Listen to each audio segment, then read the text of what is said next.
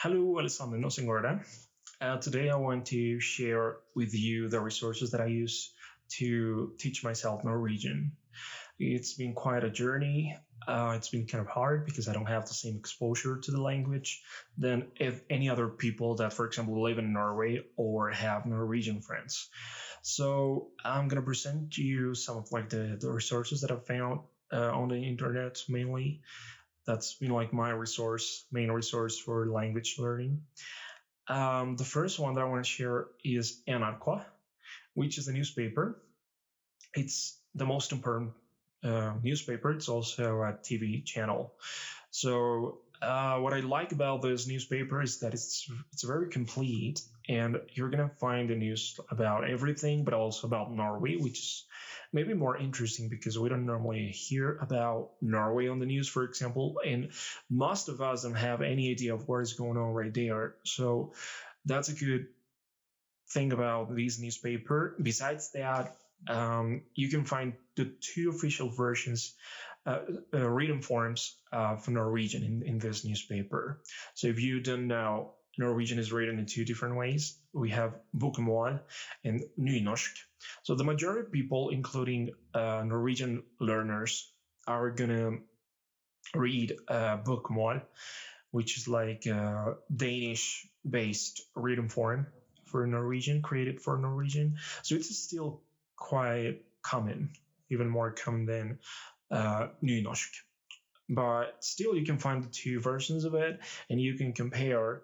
You can see the difference between the two of them, and that's very good. I think maybe not for beginners because that's going to be confusing, but after having some contact with the language, reading both versions is always very interesting. So I like it. Besides that, the other resource that I found by myself is Netflix. So yeah, very common resource for language learners. And I know for the people that have tried Netflix before with Norwegian, there aren't as many resources, and that's true. But you can still take advantage of what you have right there. There are quite some good series like Ragnarok. That's a new one actually from this year, and I like it. And the fact that you can hear native speakers speaking, that's very convenient. And besides, you can have captions, so I like that. Um, there are other options. There was like a quite common series before that's called Scum, which is shame in English. This is quite popular. This is about teenagers, maybe not as interesting for some people. But what I really like is that it's in Norwegian, of course. You can find it on Daily Motion. That's where I found it. And I saw it several times. I learned a lot of new words and expressions besides the cultural aspect of it. But you can find the you can find it with English captions and Spanish captions as well. Um, Besides that, if you ever find any other like movies online, that's very good, very resourceful for listening practice mainly, also for vocabulary. Another option is books. That one is a little more difficult depending on where you are. Like I'm in Colombia. I'm Colombian, so no one learns Norwegian here. And anyway, learning languages is not a very common thing. If you try to find resources in English, for example, you're going to find it everywhere. But if you try with any other language that is not English, then you're going to be struggling a lot.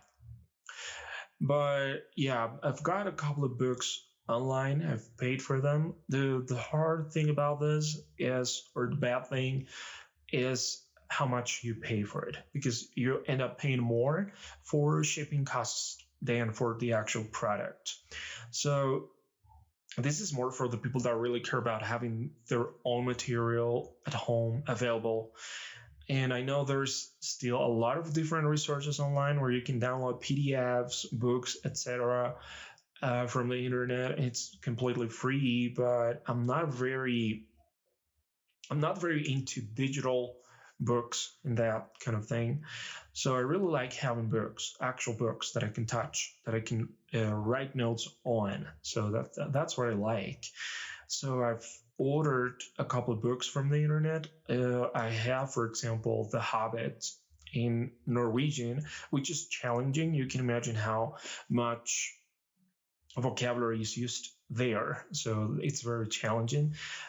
Besides that, I found another that is called Kings of Norway, and it's like an interlinear book. If you don't know what that is, it's basically you have the same text in two different languages. So first, your language, and second, the language you're learning, your target language. So this book is in English and Norwegian. First Norwegian, then English, and you know exactly what you're reading there. So I really liked this book, and I haven't found any other similar books. And besides, it comes with a CD.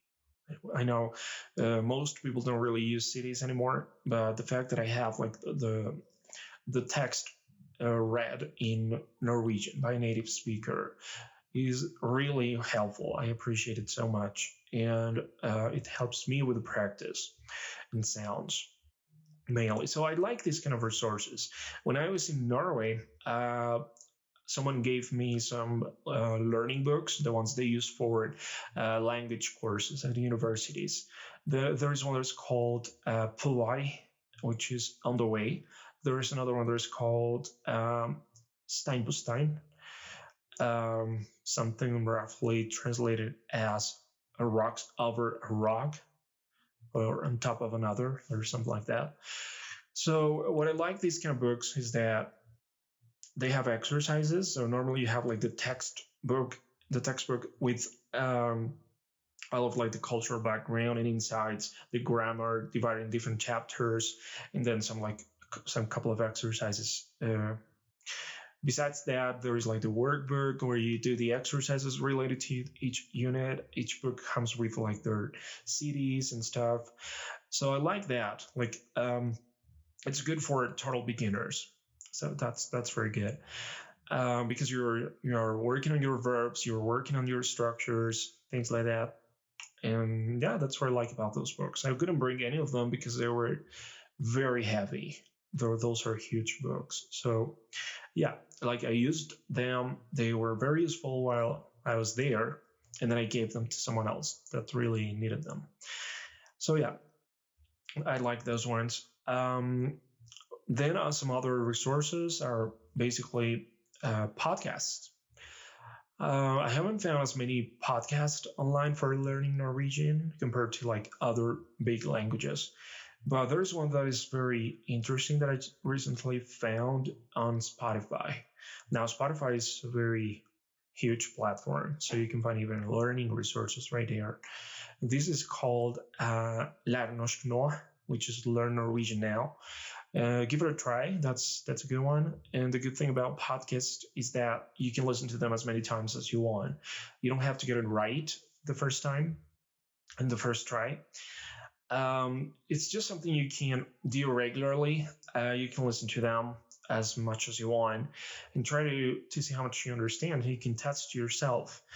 And yeah, that's something you can do everywhere. Like if you have this available on your smartphone or whatever device, it's going to be accessible everywhere. So I like that.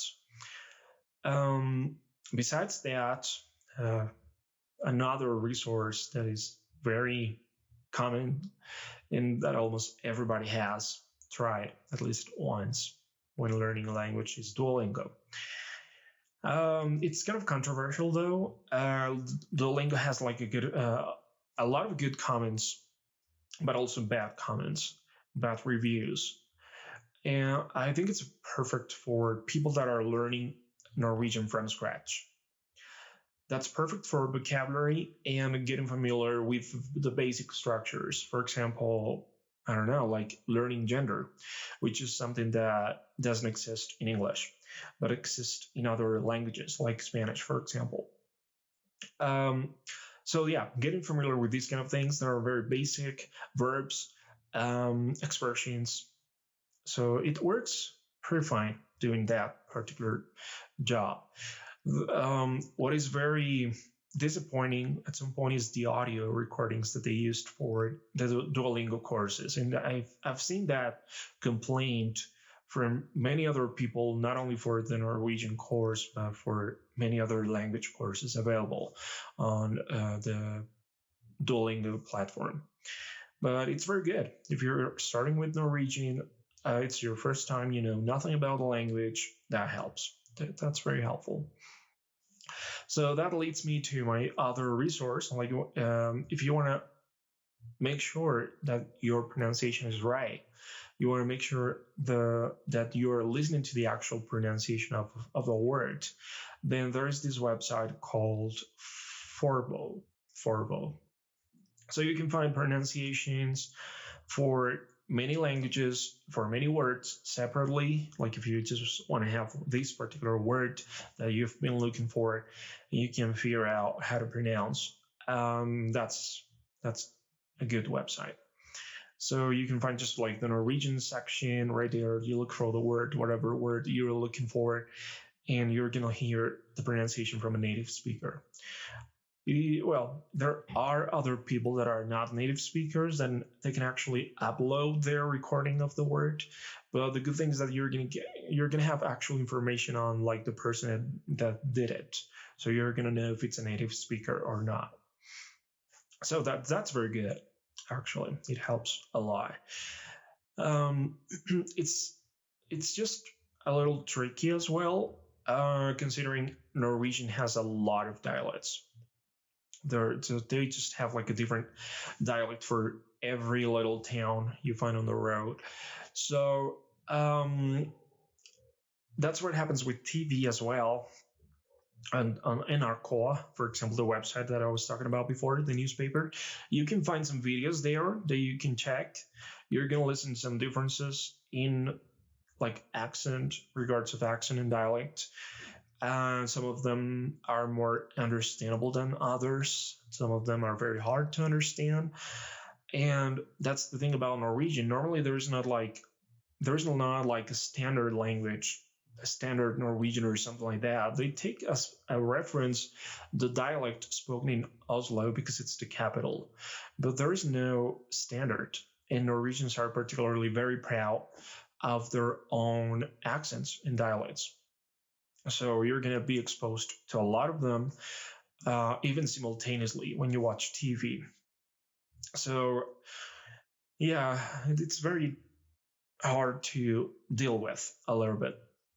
So, what I recommend is just like, as the books, most learning resources are going to be in Bokmål, which is the standard reading form based on Danish.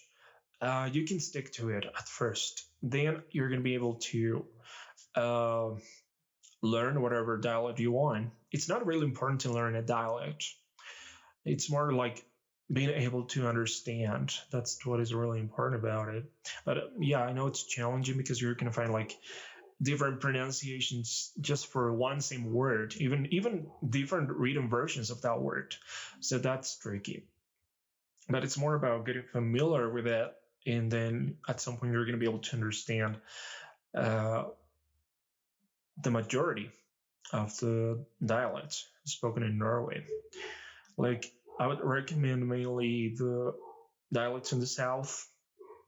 So it's all about this area near the capital, Oslo area, Telemark area. Those are easy to understand. And even some of the dialects in the north are also easy to understand. The ones that are tricky are normally on the west coast. So yeah, but well, it's better not to get that complicated with dialects and accents. So yeah, those were my insights on Norwegian resources or resources to learn Norwegian. I hope it was useful and that it's gonna somehow boost your level in Norwegian. So that's it. Vi ses. Ha det.